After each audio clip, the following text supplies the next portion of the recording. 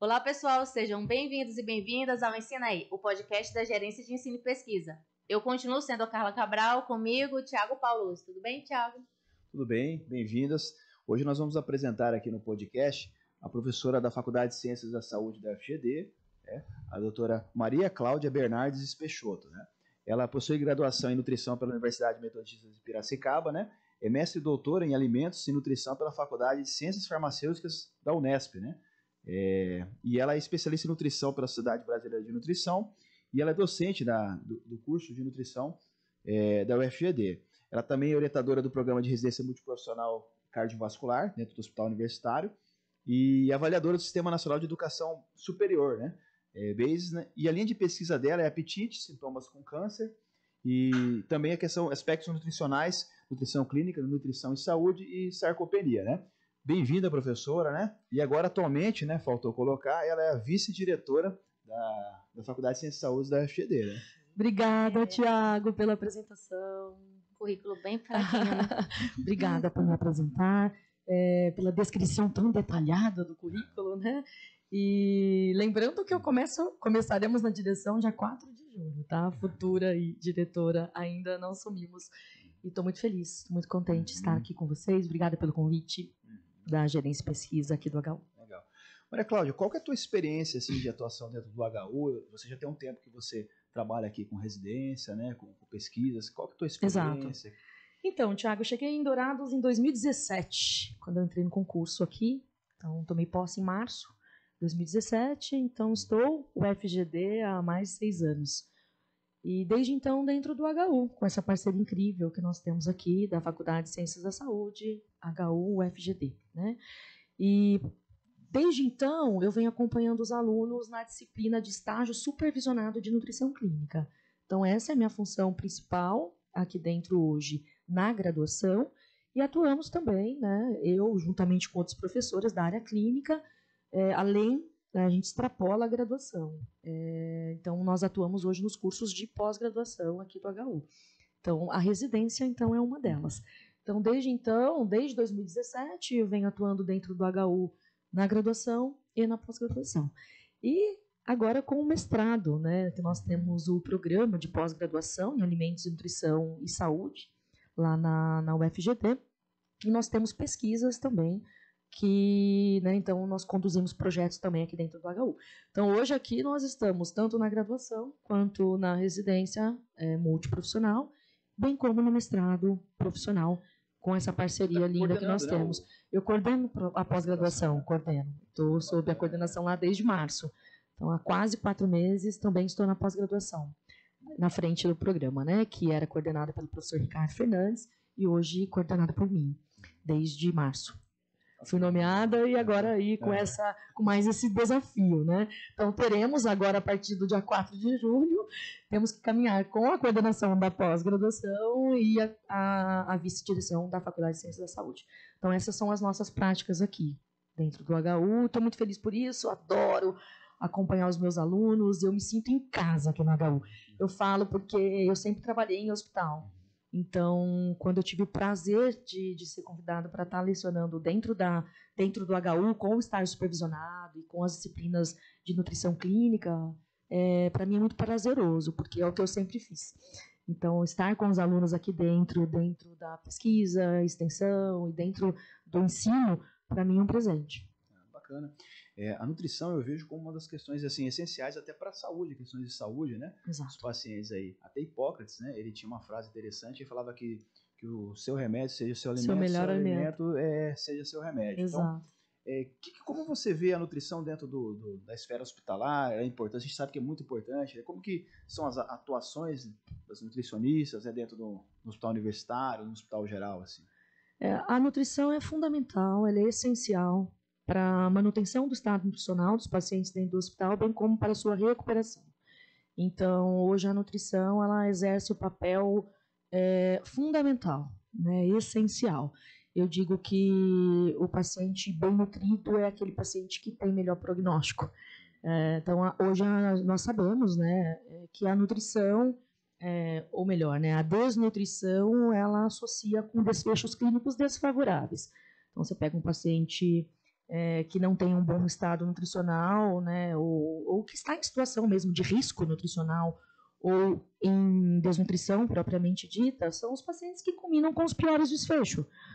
Quando a gente fala em desfechos, a gente pensa no aumento do número de dias de hospitalização, a gente pensa no paciente que tem maior risco de mortalidade, a gente pensa no paciente com maior risco de utilização de medicações diversas, o paciente que, enfim, resumindo, o paciente que fica mais tempo internado, que tem maior chance de morte, o paciente que tem mais uso de medicação, ele tem os piores desfechos possíveis, mais risco de queda, mais riscos de reinternação.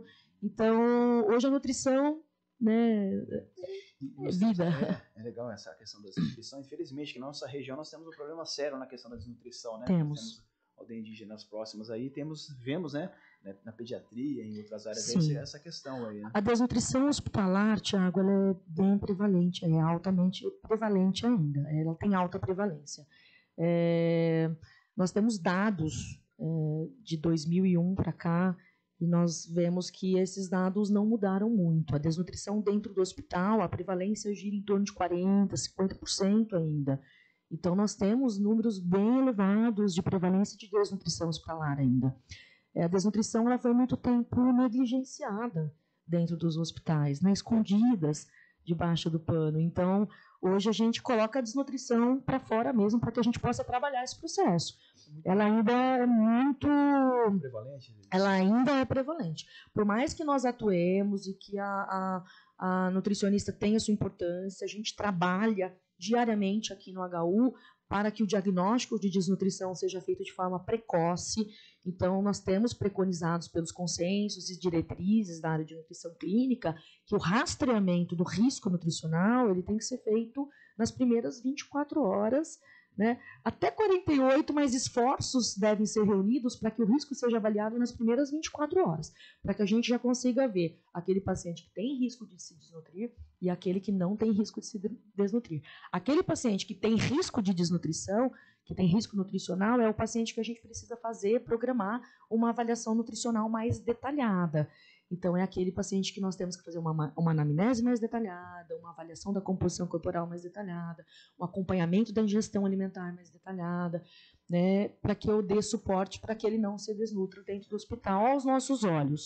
Professora, a questão da desnutrição, nós vemos ainda que é um problema muito sério no Brasil. A gente vê a questão da insegurança alimentar, que se intensificou nos últimos anos, a questão também da desigualdade social muito grande. Então a gente vê que assusta esses dados de prevalência de nutrição no hospital, né? Eu gostaria que você explicasse um pouco sobre os tipos de desnutrição. Nós médicos, nós não temos muitos na formação bem detalhada, né? Então é legal você trazer isso para nós, assim, quais são os tipos, né, de desnutrição que tem, como funciona isso. A gente tem muito essa visão da primária, né? Que é aquela que... associada ao nível socioeconômico, né? Pelo menos a formação. Então é legal você trazer esses dados aí para a gente informar. Brevemente, Tiago, a gente acaba classificando... A desnutrição tem mais de uma classificação, tá?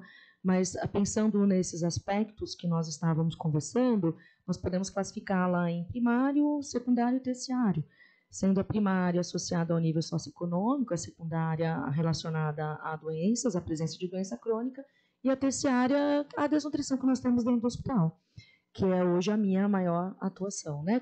A 2 e a 3, a secundária e a terciária, que a gente está aqui diretamente, o tempo todo trabalhando com pacientes com doenças crônicas, transmissíveis e não transmissíveis, e que a gente sabe que culmina aí com um processo de inflamação crônica e que tem uma relação bem estreita com o processo de desnutrição dentro do hospital, né? Que aí a gente chega na desnutrição terciária, que ainda é muito prevalente, né?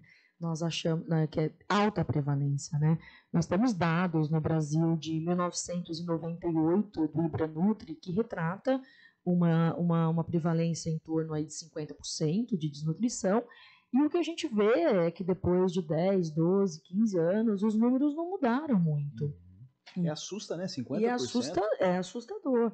Nós temos até um estudo de Correia e colaboradores, que foi uma revisão sistemática, que foi conduzida com 66 publicações, se eu não me engano, mais de 30 mil pacientes envolvidos, e ainda vê que na América Latina nós temos números assustadores de desnutrição hospitalar, próximos a esse número que eu falei. Professora, o que você acha que, na tua opinião, alguns fatores etiológicos que podem trazer esse dado tão importante, né, de 50%, né, A desnutrição ela é bastante negligenciada. Então, assim, um dado importante é que falta os profissionais reconhecerem o quanto avaliar o estado nutricional é importante dentro do hospital.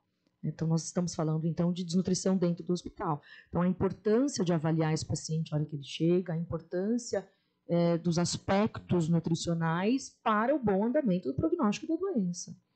A gente sabe que a desnutrição ela culmina com desfechos desfavoráveis,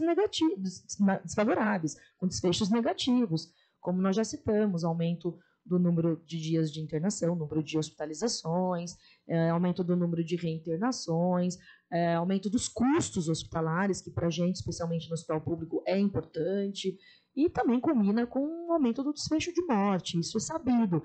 Você imagina, o paciente que vai passar por uma cirurgia, por exemplo, né?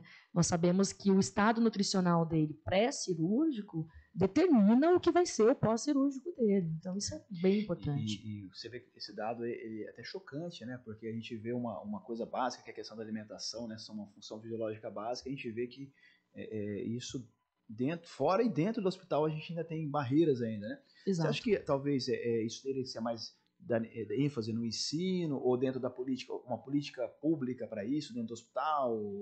Eu acredito que ambos, né? No ensino a gente vem reforçando, nós temos disciplinas importantes na área de nutrição clínica dentro da formação do estudante de nutrição hoje, mas a gente precisa de campanhas também dentro do hospital. A própria Braspen, que é a nossa Sociedade Brasileira de Nutrição Enteral e Parenteral, tem uma campanha da prevenção da desnutrição dentro dos hospitais. Então, são os 11 passos para a prevenção da desnutrição dentro do hospital. E um dos passos importantes é esse rastreamento precoce. Essa triagem, essa avaliação nutricional detalhada, isso é importante para a gente prevenir. Isso tudo já é feito aqui no hospital, isso é feito nos grandes hospitais, não só do estado de Mato Grosso do Sul, mas em São Paulo, enfim, todo mundo aplica a maioria dos passos, mas ainda a gente vê algumas fragilidades no serviço, especialmente público, da aplicação desses passos para a prevenção da desnutrição mesmo dentro dos hospitais. Há uma fragilidade. Professor, quando que um paciente, como que é identificado que ele está com desnutrição? Bom, a gente pode definir a desnutrição de uma maneira geral. Aqui dentro do hospital, desnutrição hospitalar, no caso, ou qualquer outro aspecto relacionado à desnutrição energético-proteica, vamos dizer assim. Então, a desnutrição ela é definida basicamente pela deficiência da ingestão mesmo de nutrientes. Então, e que isso vai culminar com deficiências na composição corporal e, consequentemente, com deficiências em termos de funcionalidade, inclusive. Então, o paciente ele tem impactos aí negativos na composição corporal, principalmente com baixa massa muscular e baixa gordura corporal. Tem mais risco de queda, então? Sim, o paciente desnutrido é um paciente que tem maior risco de quedas. E nos exames, o que pode apresentar? Bom, uma série de exames podem estar relacionados com o estado nutricional. Mas quando a gente fala de indivíduos hospitalizados, a gente tem que tomar um pouquinho de cuidado, porque alguns exames que antes eram utilizados para deficiências nutricionais, hoje não são mais. Como, por exemplo, a hipoalbuminemia. Então, a albumina baixa, antes ela era muito associada à depressão do estado nutricional. Mas nós vemos hoje que a albumina ela é muito mais associada a um processo inflamatório. Então, hoje o meu paciente, se ele tem uma albumina baixa e uma proteína C reativa elevada, culmina muito mais com o processo inflamatório do que com variáveis que culminam em avaliar estado nutricional. Contagem total de linfócitos, a mesma coisa. Outros exames que nós temos que são como esses bem práticos da nutrição, a gente tem usado cada vez menos para determinar estado nutricional. Hemograma não... Muito pouco, principalmente em condições de paciente muito inflamado, que é a nossa condição dos pacientes que estão internados aqui. Então, a gente acaba fazendo mais uma avaliação antropométrica, né, associada a uma anamnese nutricional bem feita. Então, como a gente começa avaliando o paciente aqui no hospital para a gente detectar a desnutrição? Primeiro, a gente aplica instrumentos de triagem que avaliam o risco nutricional, e se o paciente tem risco, a gente faz uma avaliação nutricional mais detalhada, que partimos para a avaliação antropométrica completa, a gente tenta fazer uma avaliação dessa massa muscular, seja por uma medida da circunferência da panturrilha, por exemplo, nos idosos, ou uma medida da espessura do músculo adutor do polegar, nos indivíduos adultos, por exemplo, e aí a gente tenta chegar próximo à massa muscular, porque são medidas de baixo custo, não invasivas, que a gente consegue chegar um pouquinho mais perto do músculo, porque na verdade não é o padrão de referência para avaliar a massa muscular. Nós sabemos que existem métodos muito mais robustos para avaliar a massa muscular, e isso a gente não está ao nosso alcance na nossa prática clínica, especialmente em hospitais públicos. São métodos mais robustos, mais caros, que oneram mais, então a gente busca por métodos que tenham uma boa associação, uma boa concordância com esses métodos mais robustos. Então, a gente faz essa avaliação nutricional mais detalhada, avaliação da composição corporal mais detalhada, a avaliação da ingestão alimentar, porque a ingestão insuficiente de nutrientes é o que vai caracterizar essa desnutrição para a gente. Então, aquele paciente que come inferior a 75% do que ele precisa, de suas necessidades energéticas, é um paciente que a gente precisa ficar com um olhar mais atento. Uhum. É aquele paciente que já temos que pensar em introduzir, por exemplo, um suplemento nutricional oral, para que esse paciente ele complete, né, que ele complemente a sua alimentação, né, se for possível, é claro, a ingestão via oral. Então, a gente faz todo esse detalhamento de antropometria, ingestão alimentar, exame físico nutricional. Então, o exame físico de depressão nos pontos anatômicos que a gente consegue averiguar perda de massa gorda, perda de massa magra, edema. Isso são sinais para a gente, né, de depressão de estado nutricional. Essa avaliação é feita de quanto tempo? É todo dia? Aqui no hospital, a gente faz uma avaliação na admissão, nesses pacientes que estão de risco. A antropometria a gente faz em todos os pacientes, até 48 horas. Esforços são reunidos para que façamos em 24. E as outras aferições a cada 3 dias. Mas a ingestão do indivíduo, a ingestão oral, e principalmente os pacientes também que estão em terapia nutricional integral, os pacientes eles são acompanhados diariamente quanto à sua ingestão. Então, saber o que ele come, o quanto ele come e o que ele come, para a gente é bem importante. Interessante, professora. Você trouxe uma coisa que eu fiz uma reflexão assim. Os pacientes desnutridos eles estão inflamados, né? A proteína C fica mais elevada, né? Os pacientes obesos também. Para nós temos uma teoria dentro do quadro psiquiátrico que se chama teoria inflamatória da depressão. Né? A gente tem uma teoria que os pacientes deprimidos estão mais inflamados, inclusive até alguns com aumento de proteína C. Tem essa correlação. Fazendo um link, provavelmente a desnutrição ela deve trazer também consequências psíquicas, né? Como talvez deve alterar, ao meu ver, a questão cognição, de saúde mental. Saúde mental pode ter uma predisposição à Sim. depressão. Eu até reflito às vezes, né? Às vezes a gente atende alguns casos de deficiência cognitiva, alguns casos de depressão em crianças, às vezes, que a gente vê um estado psicossocial complicado, uma questão de privação, e aí às vezes a gente vê qual seria o impacto dessa falta de aporte nutricional no futuro, né? Desse indivíduo a longo prazo. Eu sempre penso nisso, né? Será que a gente está dando uma sentença às vezes para alguém, né, que não teve um aporte, né? Então a gente vê que o impacto da nutrição é muito grande dentro do campo da saúde mental mesmo, porque os neurotransmissores que a gente repõe com os medicamentos dependem de substratos nutricionais, né? Triptofano para serotonina, né? Tirosina, né? Dopa e nora. Os aminoácidos. Então eu fico sempre pensando, será que as crianças que sofrem de desnutrição, qual seria o impacto, né, disso, né? Médio, longo prazo, né? O que na qualidade de vida, na ascensão profissional ou na questão de terminar educacional, né? Sim. A gente vê assim, Tiago, que tem estudos mostrando sim a associação da desnutrição com o impacto de saúde mental, não só de funcionalidade, mas como impactos na saúde mental. Então, de fato, o que você trouxe é bem preocupante e fica aí um alerta para a população. Então, é bem importante que a gente faça esse rastreamento que a gente diagnostique de forma correta a desnutrição, para que nós temos metodologias incríveis. Hoje nós temos uma padronização para avaliação de diagnóstico dentro do hospital. Nós temos uma padronização universal. Né? Eu acabei, na sua pergunta anterior, acho que eu consigo fechar as duas. Nós temos o Global Leadership Initiative Malnutrition, que é a GLIM, que a gente fala, que são métodos diagnósticos, onde a gente avalia o paciente, os seus aspectos fenotípicos e etiológicos. Então, dentre eles, a gente avalia a alimentação, a ingestão alimentar, os parâmetros inflamatórios, que estão encaixados também para esse diagnóstico de desnutrição, e também massa muscular, o índice de massa corporal, que o IMC ele é utilizado, né? Então, são parâmetros que eu consigo. Então, a literatura nos diz, se eu tenho um parâmetro fenotípico, um parâmetro etiológico, se eu tenho um critério, pelo menos, de cada, eu já posso dizer que o paciente é um paciente desnutrido. Então, a gente vem buscando cada vez mais isso. Por que eu estou falando disso? Porque o aspecto inflamatório está dentro dessa ferramenta.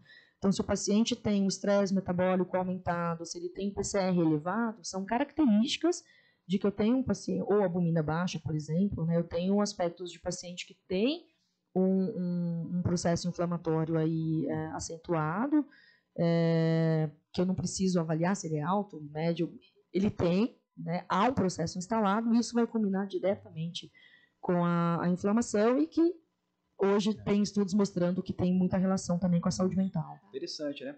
Agora nós vamos para uma fase agora mais... Mas deixa eu só... Você vai perguntar primeiro? Não, vou perguntar não, Tá. é porque eu fiquei preocupada com a informação, porque você estava falando aí, e eu fui na nutróloga um tempo atrás, ela falou que eu estou toda inflamada. Será que é por isso que eu sou meio virulenta? Bom, depende do grau da inflamação. Se afetou a transmissão ou não? Eu não sei, porque se afeta a parte... Não sei, agora eu tô meio preocupada. Eu tô preocupada, é você sério. Tá no banho e fogo, o cérebro tá inflamado. E no frio piora, porque você tá mais lento hoje. Ai, gente. A gente precisa de mais estudos longitudinais, né, para confirmar toda essa relação. Mas existem, sim, dados que mostram essa associação, sim. É interessante. Fazendo o link, né, não sei se você deu uma lida sobre isso, eu gosto muito de estudar a questão de longevidade, né, e aí a gente tem as Blue Zones, que são as zonas azuis no mundo. São áreas onde existem mais pessoas centenárias. Então a gente tem a ilha de Sardenha, na Itália, você tem a Okinawa, no Japão, tem Loma Lima, na Califórnia, e aí eu acho que tem a ilha de Icária, na Grécia. São regiões. Aí eles foram analisar. E dentro de todas as variáveis incomuns dessas áreas, a questão da alimentação baseada principalmente em vegetais, frutas e frescas. Assim, coisas que não demoram muito tempo para ser transportadas. Né? Tinha uma presença do azeite em alguma região, lá no Okinawa era diferente. E interessante, o salmão e o vinho, né, presente na Ilha da Sardenha. Né? A famosa dieta do Mediterrâneo. Então você vê que realmente influi. Lá você tem baixa incidência de câncer, Alzheimer, né? E aí menos chance de depressão. Então é interessante como que é o poder da alimentação, né? Exato. E uma coisa também que eu gostaria que você comentasse, que a gente observa aí, que eu vejo, assim, não é comer nem sempre é sinônimo de estar bem nutrido, né? Então, por exemplo, eu tenho observado aqui uma coisa que talvez possa impactar. Eu vejo a gente vai no supermercado, a gente vê cheio de refrigerante, cheio de bolacha, né? E aí... As calorias vazias, Então, então nem sempre significa, né, estar comendo quantidade, significa estar nutrido, né? Porque você tem um acesso à energia, às calorias, mas são calorias que não vão nutrir o que precisa, não vão te beneficiar com elementos que são importantes, nutrientes essenciais, por exemplo. Então, de fato, nem sempre o que você come e o quanto você come significa que você tem uma boa alimentação. A bolachinha que é boa não pode. A fruta tem agrotóxico. Eu sou muito... tem açúcar. O que vai comer? Então, eu não sou tão rígida com isso. Eu acho que precisa existir uma flexibilidade, né, quanto a isso. Né? Eu não gosto dessa coisa muito restritiva. Não pode, não deve, não faça. Então, eu acho que o não, essa não permissão, eu acho que você induz mais ainda o indivíduo a comer. Tem estudos que mostram, né? Não está ligado à minha área, mas já li muito sobre isso, que a gente sabe que restrição leva a compulsão, né, Thiago? Isso, porque se você é bem a sua área, né? Você restringe, vai produzir a noradrenalina, vai dar um estado de luta e fuga, e o estado de luta e fuga você vai armazenar. Você vai armazenar e você vai buscar mais.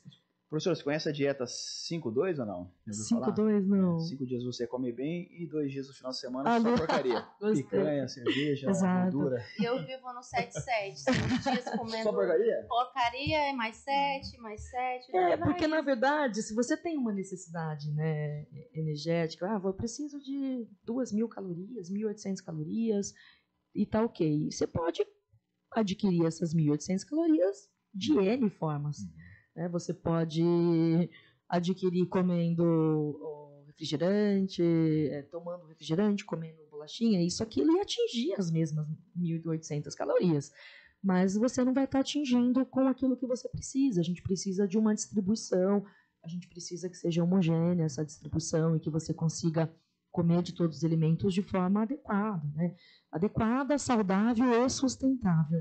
O pessoal fica pedindo muita dieta pra você nos corredores, família, amiga. Não. Olha, ela tá querendo pedir já. Não, a Carla já tava me cantando aqui. Porque se ela fosse minha professora, no primeiro dia de aula, ela fala, professora, faz aí uma dietinha pra mim. Não, daí eu falei pra ela que eu trabalho mais com pacientes hospitalizados, né? Ela falou, não, então eu não quero não. Pulou fora, ela já pulou fora da minha dieta. Oncológico, então ela já pulou fora da minha dieta. Não, mas é verdade, quando eu me formei, realmente as pessoas tinham essa coisa, né, do pedir, mas eu já fui limitando um pouco. Tipo, a dieta é igual, certamente, as pessoas te pedem receita, né, me faz aí um receituário para medicamento e tal, é normal, né, e na nutrição não é muito diferente, a gente também passa por isso, mas eu não faço essas dietas, não tenho dietas de gaveta, nossas dietas, elas precisam ser individualizadas, nós precisamos fazer um plano alimentar, fazer a prescrição dietética baseada numa conduta bastante assertiva, baseada num diagnóstico nutricional muito bem feito dos problemas. A gente precisa fazer uma avaliação bem detalhada para que a gente chegue lá na prescrição.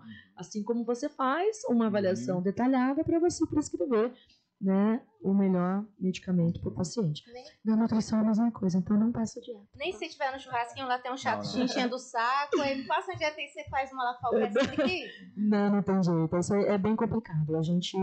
São questões bem importantes. Porque a gente realmente, o pessoal pede mesmo.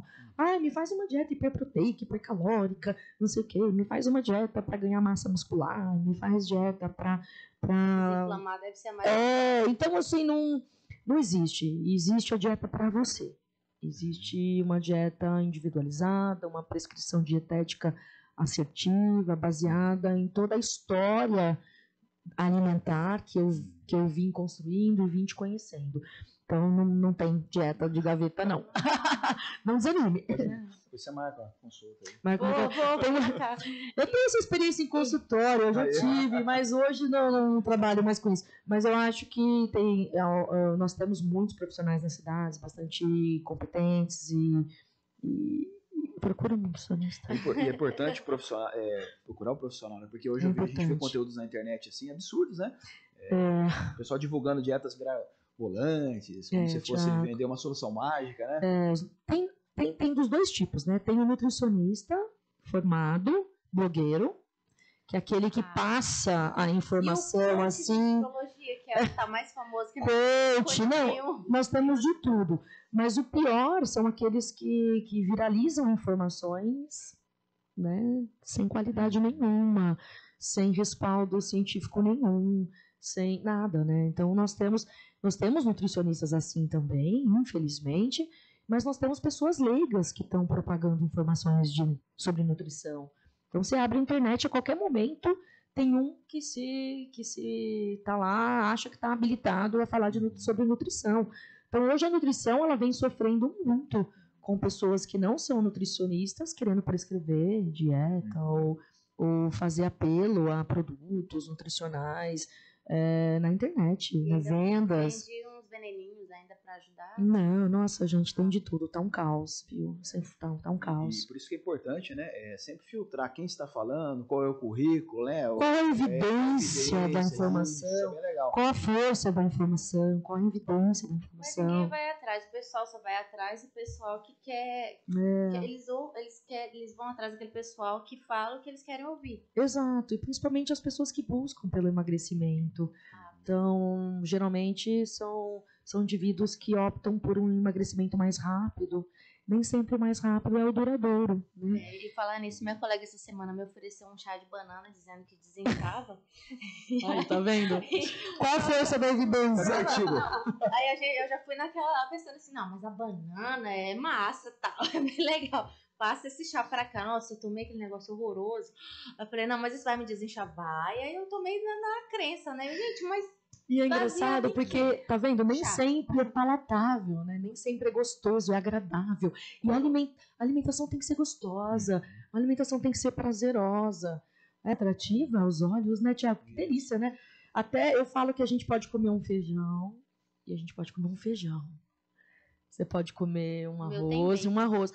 Então, você pode, a comida ela precisa te atrair também aos olhos, ela precisa ter uma aparência, uma apresentação, né, bonita, gostosa. Isso é legal, professora, porque nós observamos assim, por exemplo, vamos trazer até observar quando a gente não tem coisa melhor que uma gordurinha de vez em quando, não tem? Nossa, uma é bom demais, né?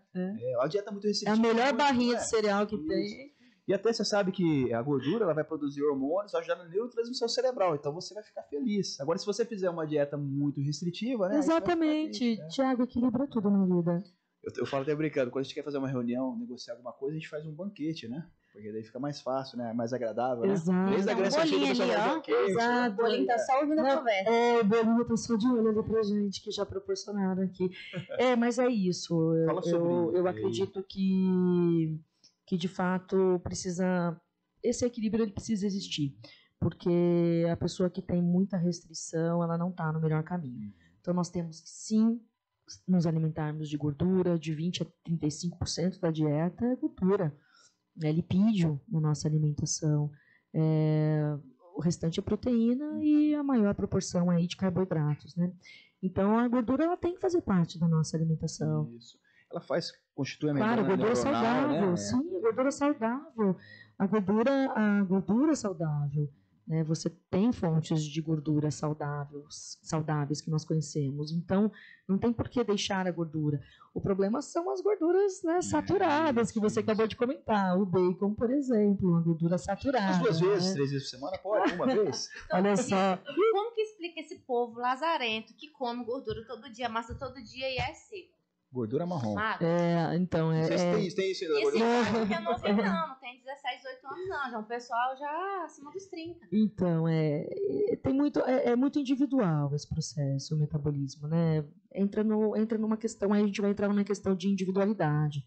Tem pacientes que têm um metabolismo diferente, os pacientes têm um metabolismo diferente, né? Você tem gastos energéticos diferentes.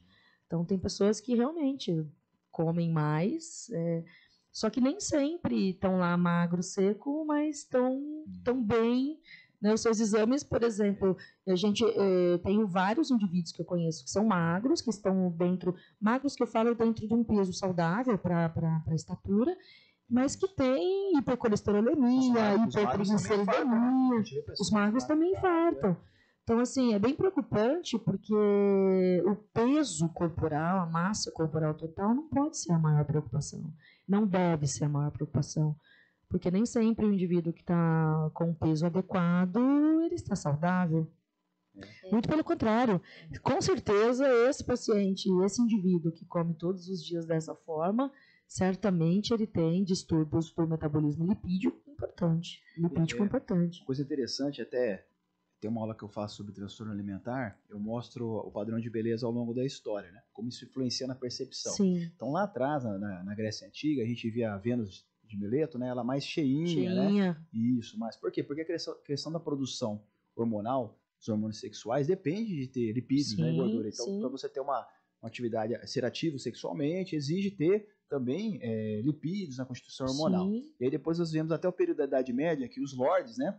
porque tinham aquela barriga, né? Eles ficavam encurvados assim, era sinal de status social. E até agora nós vemos a síndrome da magreza, né? E agora estão vindo a síndrome infelizmente, dos anabolizantes, as pessoas inchadas, né? Do uso indiscriminado. Isso, inclusivamente o Conselho proibiu a prescrição, né, recentemente, o Conselho Federal de Medicina, preocupado, porque isso impacta, né? Exato. Em cânceres, impacta em metabolismo hepático, né? Então, esse conceito então a gente toma cuidado com os fatores subjetivos culturais que levam a essa loucura de busca de dietas, né? E essa distorção da imagem corporal, né? Do que de fato é legal, é adequado ou não, esse padrão de beleza. Na verdade, é um padrão de beleza imposto pela sociedade, né? Tem que tomar muito cuidado. Tiago, quando você era novinho, você era mais magro, quer dizer. Não tô Você é mais magro, Tiago? Eu era extremamente magro. Eu até comentei anteriormente aí, e eu dificilmente comia gordura, né? Não via muita necessidade de comer gordura. Hoje eu vejo uma grande necessidade, né? Eu gosto, né? Eu sou totalmente contra a nutrição, a gente tem discutido bastante a respeito disso, é totalmente contra a falar do corpo do outro. Você sabe que... Mais magro, tá mais gordo. Isso é legal. Tá, e daí? Né? Não fale. Se a pessoa perdeu peso, não fale. Você sabe que... Se ela engordou, também não fale. Não fale sobre o corpo. Tem um outro lado também, né?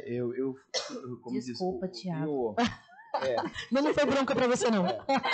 Você tem Não, é interessante. Meu conhecimento geral. Você tem a questão da obesidade, o problema, mas anteriormente, hoje um pouco menos, mas ainda eu vejo isso. Nós temos assim, quando você era muito magro antes, o pessoal, pelo menos eu vivi isso, biotônico com sucupira, gema de ovo, cara, gemada. Isso então mesmo. a gente tinha isso. Aí vinha nossos avós vinham. Esse menino deve estar com algum problema. Esse menino está com desnutrição, né? Está com alguma coisa. Biotônico então, tem esse outro lado também de ser. Não. Tem isso mesmo. Acho que é cultural, né? Nós tivemos essa... Só que hoje a gente está mais preocupada na sociedade com a obesidade do que com a desnutrição. O Brasil, ele passou, não só o Brasil, outros países, enfim, passaram por transição nutricional. Então, hoje é muito mais marcado pela obesidade, o nosso padrão, do que pela desnutrição, pela magreza, né? Então, nós temos alguns locais, né, bastante específicos, né, particulares, onde a gente ainda tem essa desnutrição presente na população, especialmente em crianças, que aí vai incidir sobre o crescimento, né, da criança, o desenvolvimento da criança. Mas aí eu estou falando que o Brasil tem passado por essa transição nutricional. Então, em termos de dados epidemiológicos que nós temos, hoje o excesso de peso, né, que é o sobrepeso e a obesidade, hoje a gente tem números bem elevados no nosso país. É alarmante. Tem essa questão da ingestão, e eu vejo também uma questão que a gente observa assim, em relação à minha época, nós tínhamos mais espaço para correr, brincar, pular muro, andar descalço na rua, jogar bola. Sim, hoje a criança é mais... hoje é apartamento, a gente fala mais trancado, tem menos espaço, né, menos movimentação. Nós nos movimentávamos na minha época, a gente movimentava o dia inteiro, né? Então não tinha nem como ganhar peso, né? As brincadeiras mudaram, era só a caveira, né? Não tinha nem como Exato. Cabelo era e hoje canela. Cabeça, criança. Pois Canela. Hoje as crianças... Era canela, joelho e canela. canela. Então, e hoje as crianças mais nos games, né? Nos computadores, notebooks, celulares, tablets. Então, hoje está bem complicado a gente dar uma segurança. Os pais precisam, né, dosar essa questão, porque isso está contribuindo para os índices. Principalmente os índices de obesidade infantil. Eu acho que eu tomei tanto biotônico na infância que meu apetite é grande até hoje. Você toma com sucupira também? Que é não, esse não, nem mas sei muito biotônico e ele tinha um gostinho de álcool. Agora, né? Ele olha, eu nunca precisei. Eu nunca precisei. Você chegou a tomar emulsão Scott? Nossa, não. Um indivíduo andando com um bacalhau, um peixe. Eu não lembro disso. Eu nunca tomei. Você comia na marra, porque para não tomar aquilo, né? Mas a gente sempre gastou muita energia, né? Eu tenho 41 anos e eu me lembro muito bem da minha infância. Nós somos da mesma faixa etária. Exato, e você acabou de falar, a gente brincava na rua. Tinha um gasto energético alto, né? Nessa época, 21. Não, era muito legal. Eu brincava as brincadeiras na rua, né? Hoje não. Hoje a gente não vê. Até porque também mudou um pouco o perfil de segurança. Tem isso também. Né? Todas as questões de violência. Exato, violência, segurança, que a gente sabe que mudou. Mas, de fato, a gente tinha outro perfil mesmo. Uma coisa, professor, não sei se... Mas a gente comeu muita porcaria na nossa época também, né? Sim, Você lembra da groselha? lembro, Você me pegava lembro. aquela groselha, virava, Virava colocava, no leite, groselha com leite, ou groselha com água, com gelo, né? raspadinha. Fazia o gelinho. Gelo, Depois chamava de- raspadinha, na minha cidade era raspadinha. Lili, colocava... É o gelo batido, triturado, né? Colocava a groselha Fazia aquela groselha lá. comia de colher. Aquele Você pequenininho? não, acho que não, groselha você Não, acha que groselha de conhecia. litro mesmo. Wilson, né? Tinha um É, pedacinho Wilson. desenhado aí, né? Tinha um sachêzinho assim, fazia 2 litros. Você jogava 2 litros de água, virava mágica. Aquilo ali era de groselha. Tinha Não, groselha, deve ser um quisuco, que era pequenininho o suco assim, de né? groselha, isso mesmo. Eu me lembro. Nossa, eu me lembro muito disso. E Ninguém morreu engraçado, por isso, ninguém né? foi desnutrido, né? Pois é.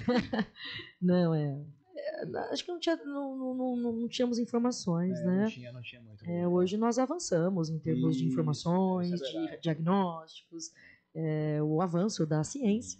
Eu acho que nos trouxe de presente essas mudanças importantes na Observação alimentação. ao longo do tempo, dos prejuízos. Exato, os prejuízos ao longo do tempo. Nada mais que a ciência atuando e fazendo seu papel para nos mostrar os malefícios daquilo hoje, né? Então, isso a gente sabe que impacta negativamente. Professora, você avalia também banca de TCC, né?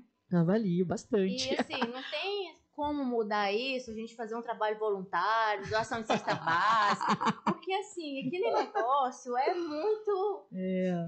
Pois é, alguns cursos adotam como processo de avaliação ainda. Alguns cursos tiraram, viu? Vou te falar. Alguns cursos, Não vou algumas faculdades. Não assim, vou polemizar Não vou isso. polemizar. Não vou polemizar isso. Mas, de fato, alguns cursos mesmo não tem mais essa exigência, desculpe, no currículo do estudante, né? Mas, de fato, é uma prática. O problema é que o aluno não gosta muito de ser avaliado, né? E assim, não é né, tanto ser avaliado. Você é daquelas professoras que chega lá, senta na banca e fala, eu sou pós-doutora e... Não. Acho que o papel da banca é educativo. Eu falo que o papel nosso é educativo, pedagógico, nós estamos lá para contribuir. Então, o aluno não precisa temer, né? Quando nós, professores, participamos das bancas, jamais é com o intuito de denegrir a imagem ou o trabalho da pessoa, muito pelo contrário. Eu, pelo menos, quando vou para a banca, eu me aproprio das informações e tento contribuir com aquele trabalho. As coisas construtivas, né? Construtiva, pensando que aquele trabalho, de fato, é um produto final do ciclo dele acadêmico e que possivelmente pode estar numa revista ou um trabalho em um congresso. São produtos científicos, né?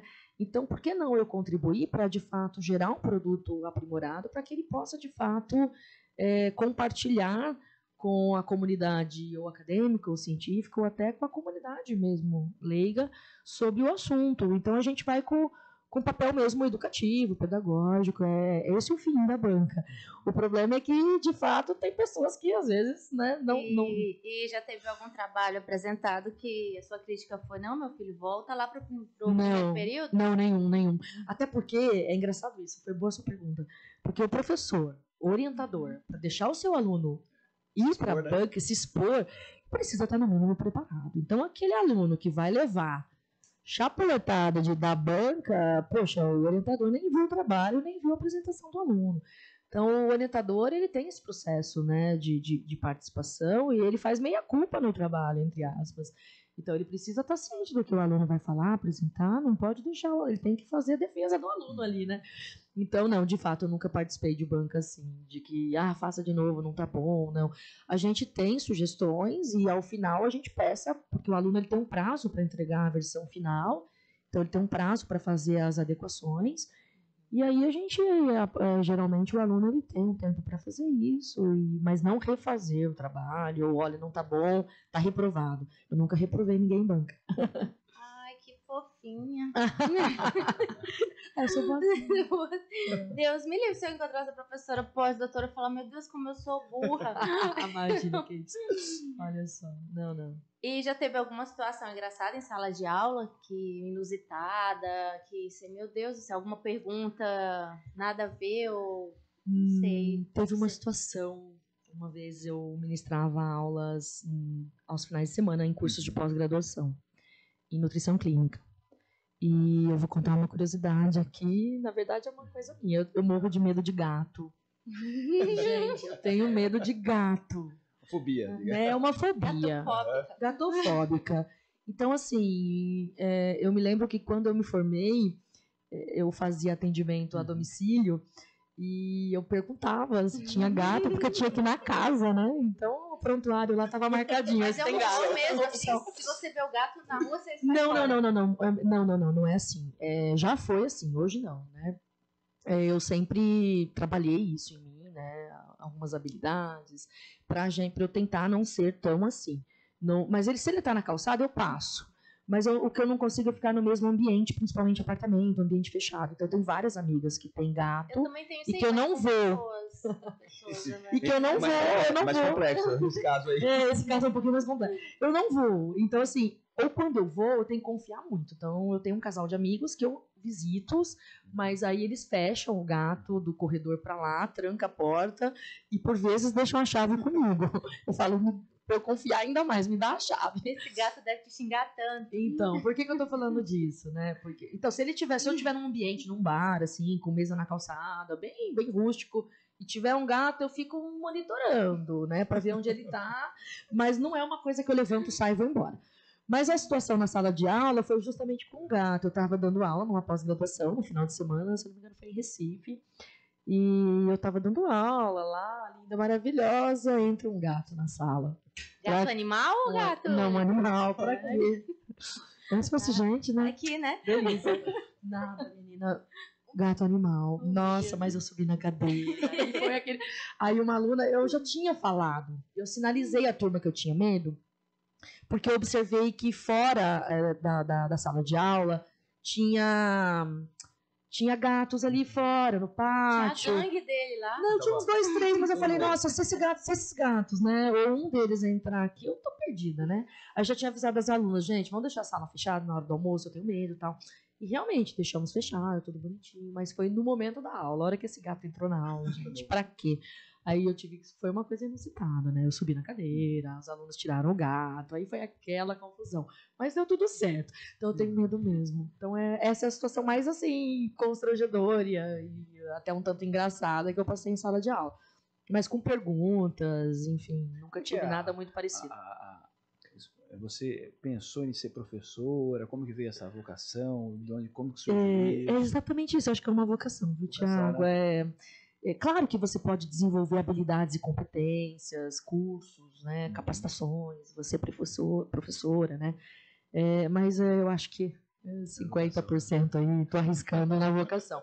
Eu venho de famílias de professores, né? Meus pais são professores.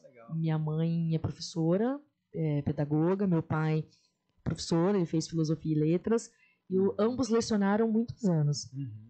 E meu pai depois, ele entrou no concurso do Banco de Estado de São Paulo, então ele foi para a carreira de bancário, e aí na época não podia acumular 2 cargos no Estado, né? Então ele teve que optar. Então ele saiu da área do magistério para ir para a carreira de bancário.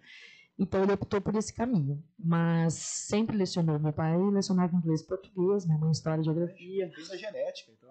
Acho que sim. Docentes. E todas as irmãs da minha mãe. Então, assim, uma família de professores mesmo. Minhas tias todas são professoras. Legal. Todas. Então, uma não atua, outras atuam, outras aposentaram como professora. Então, assim, eu venho de uma família de professores. Eu falo que tem pouco dessa inspiração, dessa vocação, desse modelo familiar mesmo. Então, desde então, tanto eu quanto meu irmão, né? Meu irmão também gosta da docência, ele está tentando se inserir na docência. Eu tenho um irmão, ele fez Direito, ele é defensor público do Estado de São Paulo, na comarca, no município em Franca, mas ele tem mestrado, né? Ele fez mestrado na PUC em São Paulo, nessa área de Direito Penal, etc. Então, ele gosta muito da docência. Ele fala, ele é defensor, mas vira e mexe, ele está dando palestra, está se inserindo na docência, ele gosta bastante. Então, eu acho que acaba pegando, sabe? Mesmo que hoje ele faz outra função, ele tem o pezinho ali para fazer alguma coisa na docência. Então, eu acho que isso é um pouco do que a gente recebe. A gente também tem conversado nos podcasts, né, sobre assim, aqui o HU, a UFSGD é um caldeirão cultural de todas as regiões dos países, Exato. do Brasil. Do Brasil. Aí, eu acho que você também, a sua família provavelmente da região da minha família é do interior de São Paulo, né? A minha Você é do também. interior de São Paulo também. qual que é a... Eu sou de Colina, sou nascida em Colina. Colina situada a 15 quilômetros aproximadamente de Barretos. Então a nossa referência é sempre Barretos, né? Então quem nasce em Colina é assim. Trabalha em Barretos, estuda em Barretos, come em Mas São Paulo Barretos. sempre tem uma cidade satélite ali. No nosso caso é Barretos. Fica bem próximo bem no meio, né? Eu falo que a gente fica 100 quilômetros de Ribeirão Preto e 100 quilômetros de São José do Rio Preto. Então, Colina, assim, tanto é que quando eu venho pra cá, ou eu pego voo pro Ribeirão, ou eu pego voo pro São José do Rio Preto. Pra mim, tanto faz. Quando eu vou de carro, eu vou por São José do Rio Preto, Presidente Prudente, São José do Rio Preto. Então, eu nasci lá, fui criada lá, estudei meu ensino médio lá, toda a minha formação, né, fundamental, médio, Colina e Barretos. Depois aí fui ganhar a vida. E já foi no Barretão? Todo ano. Esse ano? Claro que sim. Você está convidada. Mas eu vou. Estão convidados. Eu falo, todo mundo que me conhece, a primeira coisa que fala, você é de Barretos. Já tô com O pessoal fica procurando um jeito de falar, então, né? Você vai na festa do peão? Olha, mas confesso que eu já fui mais, Carla. Eu já fui mais. Quando eu era mais jovem. Não me acho velha, tá? Mas quando eu era mais jovem e quando morava mais perto, né? Eu, claro, todos os anos estava lá, todo ano, batendo ponto, comprava os 10 dias da festa, comprava o pacote. Lá em Barreiros a gente compra o pacote, o barretense compra o pacote. Eu já não tenho essa saúde mais. O colinense compra o pacote. Então, acho que eu tô nessa da saúde. E, não, tô brincando, mas eu tenho energia pra ir, viu? Eu gosto. Mas eu acabo indo no final de semana que eu posso, que eu estou lá, então viajo num sábado de manhã, numa sexta-feira à noite, para poder curtir a festa no final de semana e voltar a trabalhar, a menos que eu esteja de férias. Então eu consigo curtir o final de semana, mas eu vou sim, viu, cara? É bom. Essa é boa, Barretão. Hoje tá bem friozinho, né? Tava até falando pros meninos que eu comprei essa roupinha aqui quando eu viajei pro exterior, lá pro Paraguai, né? Aí eu queria saber onde é que você passou frio. É verdade, você passou frio na Inglaterra? Passei. Conta aí pra gente. Passei muito frio já na Inglaterra. Eu tive uma experiência muito rica durante o meu doutorado, que foi a experiência na Universidade de Sheffield, University of Sheffield, que fica no Reino Unido, né? E eu fiquei 3 meses e pouquinho, 4 meses, foi com bolsa da CAPES, e fui com incentivo, né? Na época como pós-graduanda, doutoranda na época, e eu fiquei um tempo lá para fazer essa parceria. Então, eu fiz o que a gente chama de doutorado sanduíche. Eu fiz o doutorado no Brasil, fui para a Inglaterra, fiz uma parceria lá com uma professora, Vanessa Halliday. Fiquei lá esse tempo, não foi muito, mas foi muito prazeroso, satisfatório e de um aprendizado incrível. E voltei e fiz a defesa no Brasil. Isso foi em 2015. Então foi lá que eu passei o maior frio da vida. Nublado também? Assim? É porque eu fui em alto inverno, né? Então eu cheguei lá em janeiro, no comecinho de janeiro, eu me lembro que eu passei o ano novo e fui dia 2. Então eu cheguei lá nevando. Então alto inverno, neve. Foi a primeira... Não foi a primeira vez que eu vi neve, que eu tinha visto no Chile uma vez. Você teve um contato lá com o NHS, com o sistema de saúde? Como que foi lá? Você chegou eu fiz um curso. Fiz um curso online com eles, de boas práticas, de condutas nutricionais. Eu fiz sim, tive a oportunidade de fazer. E foi isso. Mas assim, o sistema é diferente. O que você achou assim? A experiência lá é incrível. Eu falo que só quem vive a experiência consegue. Nós estamos muito atrás. Anos luz. Anos luz. Então, a gente já tão vira-lata assim. Anos luz. Mas é diferente, né? O nível de organização é diferente. Os incentivos são diferentes, exatamente. Então, assim, eu acho que a gente tem que correr um pouco ainda. E a Inglaterra é um país berço de grandes invenções, né, na história, né? Então ela tem uma tradição acadêmica muito forte, né? Sim. Não, foi uma experiência incrível. Eu falo que todo mundo que faz doutorado tem que fazer o doutorado sanduíche, que é importante. Acho que qualquer experiência que você for para o exterior é válida, né? Até mesmo quem faz em países que não são países de língua inglesa, por exemplo. Tenho vários amigos que fizeram sanduíche em Portugal. E, nossa, foram muito bem sucedidos. E é um país que recebe acadêmicos de uma maneira incrível. Foi muito legal, a experiência foi muito rica. Lá passei muito frio. Mas ontem eu passei frio aqui também, viu, menina? Eu falei ontem pra minha mãe, eu tô passando mais frio do que na Inglaterra. Porque tava chuvoso, né? É Golden City. É Golden City. Frio de Golden City. Mas muito gostoso, muito legal. E teve algum aluno que você teve vontade assim, de tacar o celular, dar uma celularzada na cabeça dele? Não tem isso não. Não tenho paciência, eu acho que é ética, paciência, conduta, nunca tive não. Não, eu falei vontade. Não, também não. Jogou. Não, também não, assim, também não.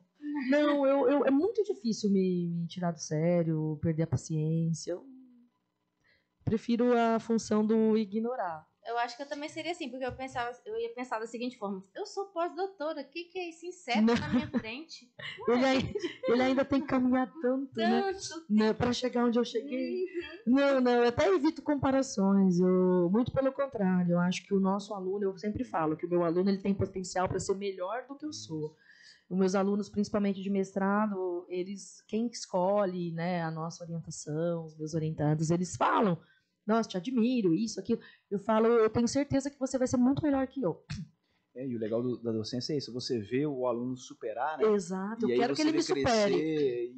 E é interessante, mesmo ele estando mais que você sempre é professor, né? Você plantou a sementinha lá. Eu acho que uma coisa que você trouxe interessante, cara, é assim, acho que o bom professor, eu vejo que a professora Maria Cláudia é uma boa professora, o grande desafio no ensino não é o bom aluno. O bom aluno ele vai automático. Né? Você pode deixar, apesar do professor ele vai. O desafio é você conseguir, né, converter um desses, nivelar a sala, os capetinhas, né, ali do fundo, converter o aluno que não tem um bom desempenho, você conseguir trazê-lo, né? Trazer ele para voltar aqui, vamos exato. Bacana, né? Trabalhar com aluno que tem mais autonomia é mais fácil, né? E eu acho que o desafio hoje deve ser bem maior, porque eu vejo que na época dos meus pais era palmatório, aprende ou apanha. Na minha castigo época, atrás da porta. Na minha época eu tinha uma professora que xingava a gente. E ela, uma vez eu fiz um procedimento errado, ela me chamou de anta nordestina. Só que eu não sou nordestina, gente. Então, assim, não que eu seja anta, mas enfim, era desse jeito. E é uma pena, né? Não. Nossa, graças a Deus não temos. Eu falo, meu pai conta, né? Que na época dele era ajoelhar atrás da porta no milho, né? Deixar de castigo mesmo, pôr pra fora da sala, não. Nossa Senhora.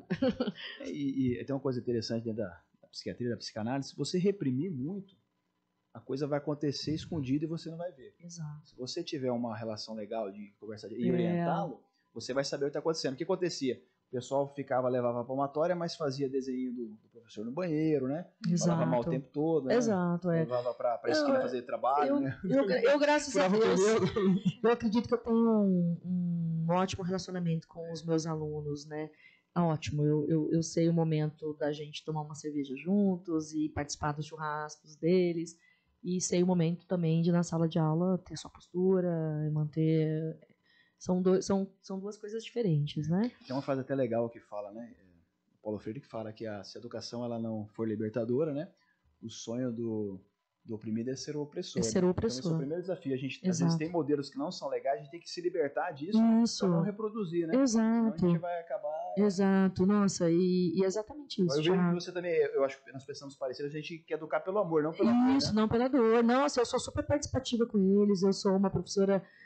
eu acho, né? Pelo menos eu tenho o feedback, o retorno deles. Eles gostam da forma que você ensina, da forma que inclusive, você alunos consegue... da medicina, né? É verdade.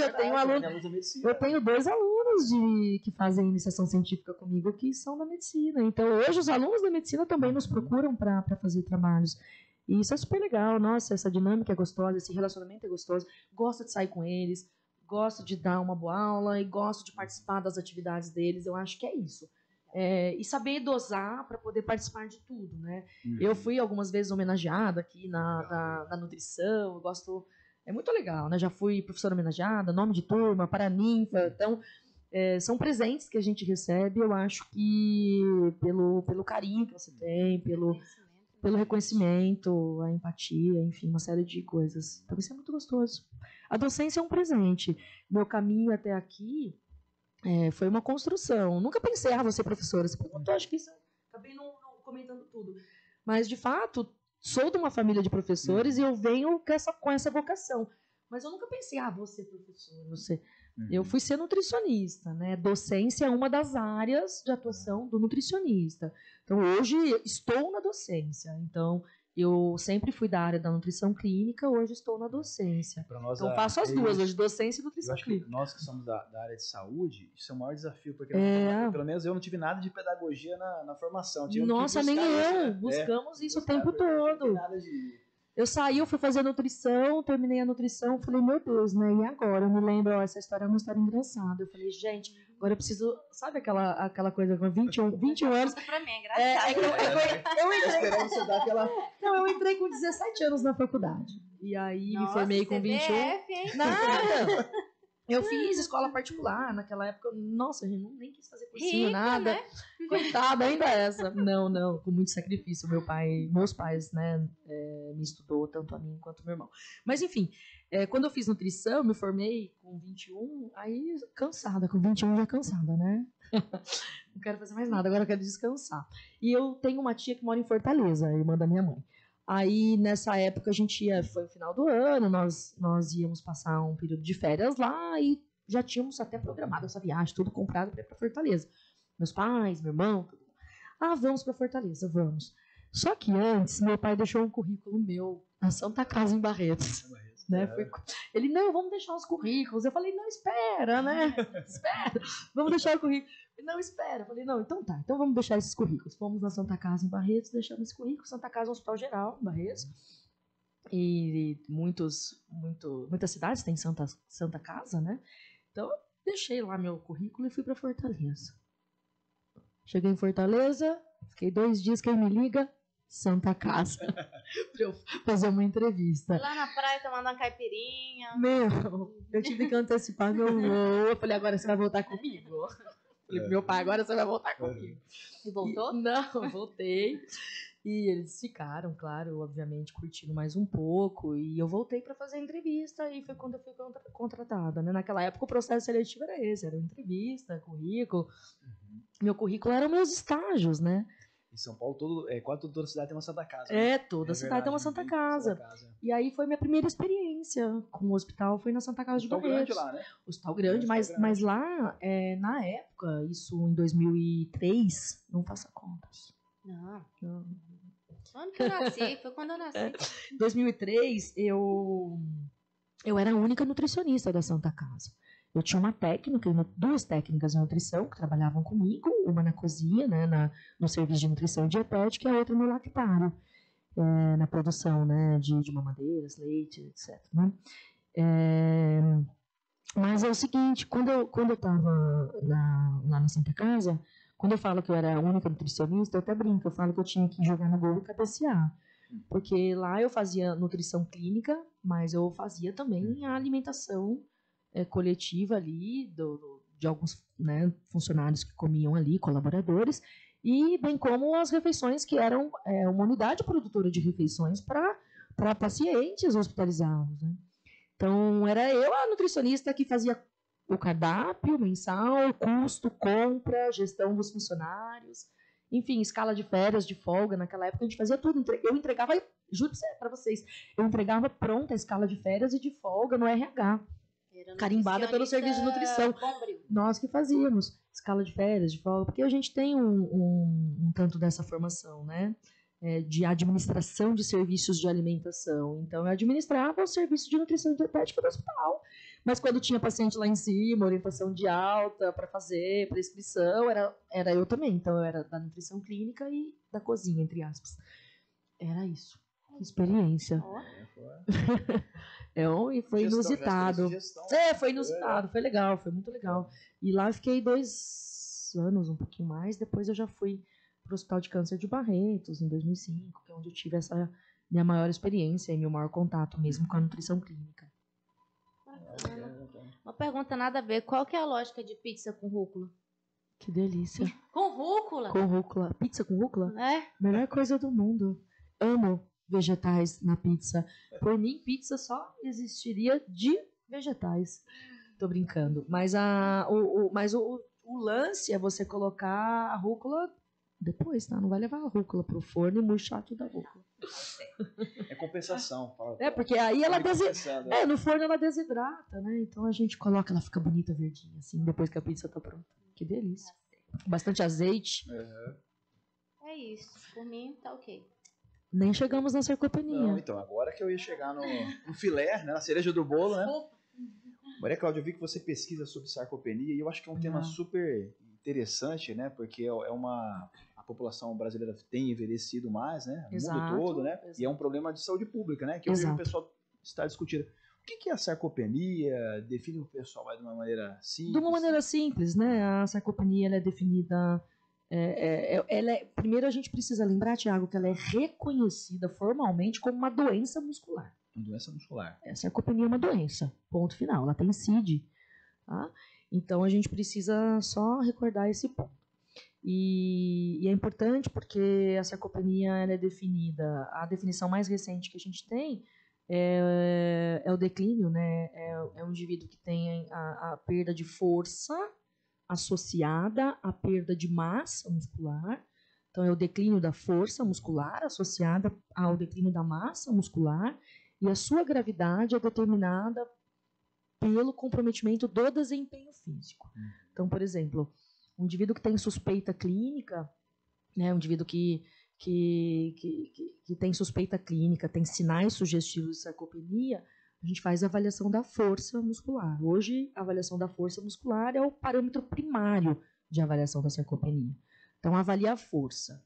Mediu a força está baixa, aí a massa muscular desse indivíduo é avaliada. Então, o indivíduo que tem só a força baixa, ele é denominado um indivíduo com provável sarcopenia. Aquele indivíduo que já tem, então, o comprometimento da força, mais somado ao declínio da massa, é um indivíduo que tem a sarcopenia.